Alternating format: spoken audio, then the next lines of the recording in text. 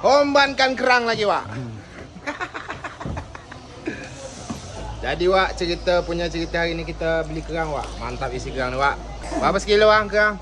20 bang. Wak, 20 bang kerang sekilo. 2 kilo lah, Wak. Den, timbang biar lebih, Den. Hombankan kerang.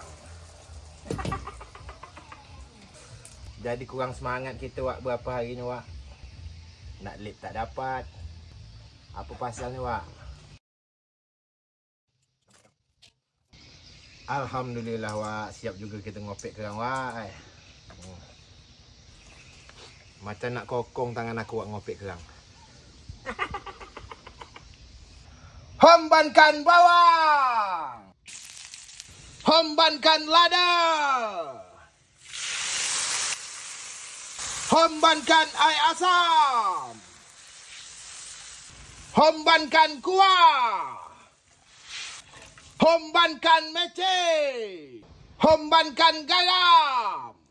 Hombankan daun kunyit. Hombankan kerang. Hombankan marica bubuk. Sudah ni, Wak, masih marica ni, Wak. Hombankan tutup. Dan di sini kita tengok kerang gulai asam pedas kita sudah masak. Gila. Menyala, Wak.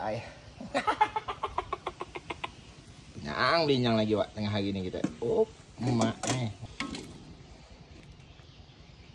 Hombankan kerang. Hombankan kuah kerang lagi, Wak.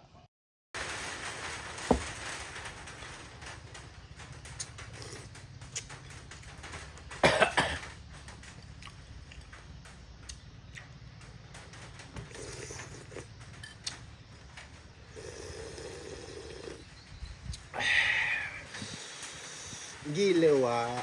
Menyala, Wak.